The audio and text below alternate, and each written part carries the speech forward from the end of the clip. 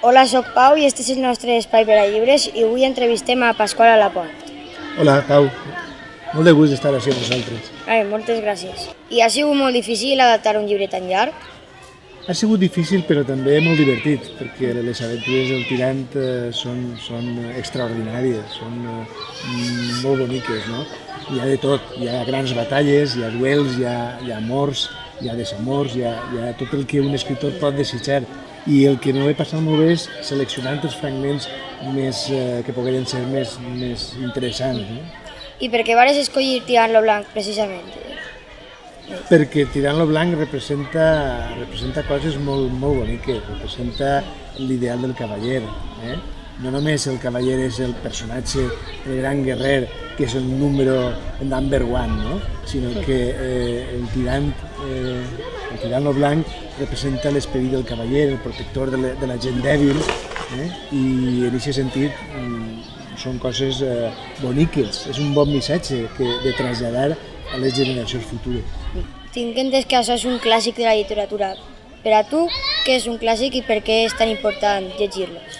Mira, un clàssic és un llibre que, com el cas del Tirant lo Blanc, han passat uns 500 anys i continuem així parlant del Tirant lo Blanc, continuem fent adaptacions per als xiquets i les xiquetes perquè puguen començar a viure les aventures que estan contingudes en aquest llibre meravellós, però també amb l'esperança que un dia pugueu llegir el llibre original, també, perquè el Tirant lo Blanc conté coses meravelloses, un gran mestratge. Això és un clàssic. Alguna vegada has escrit un llibre que a tu personalment no t'agradarà molt el tema, però l'has escrit? A vegades, un escriptor s'enfronta a temes perquè li preocupen, no? Perquè, ostres, jo vull entendre aquesta realitat, no? I a vegades es posa en situacions, jo he hagut d'escriure llibres de temes difícils, de temes, per exemple, de violència, i són coses que a un li agradaria escriure sempre de coses meravelloses i positives, però moltes vegades per a poder entendre la realitat, les coses que ens envolten i aprendre una miqueta d'això, necessitem parlar de temes difícils, no? per poder explicar-nos-els. I això és el que fa un escriptor. I hi ha algun gènere literari del que mai has escrit? Jo crec que vaig començar fent poesia fa molts anys. La poesia, en fi, estava començant i vaig publicar alguns versets, però poca cosa. Després he fet narrativa i teatre, sobretot. Però pot ser, la poesia continua interessant-me, perquè és un gènere molt bonic. En poques paraules, en poques frases, condenses molt de contingut, no? I jo crec que és bonic per a un escriptor enfrontar-se a aquest repte. Okay.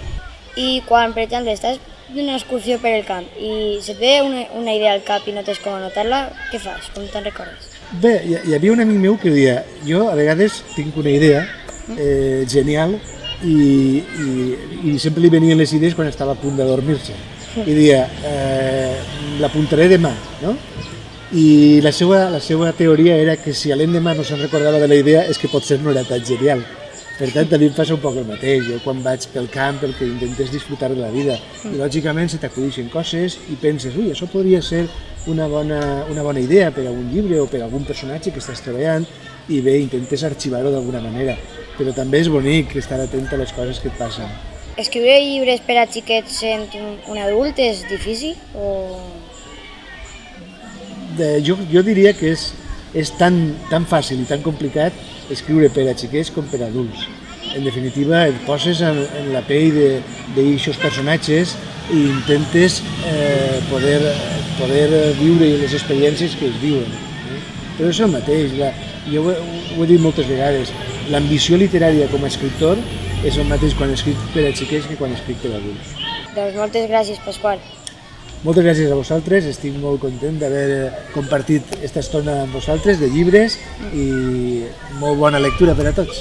Gràcies. Gràcies. I així ens despedim de Pasqual Alapont. Moltes gràcies per haver vingut i fins a la pròxima. Mira, et vaig a regalar una cosa, Pau. És l'ideal del cavaller. Al principi et vas a convertir en cavaller.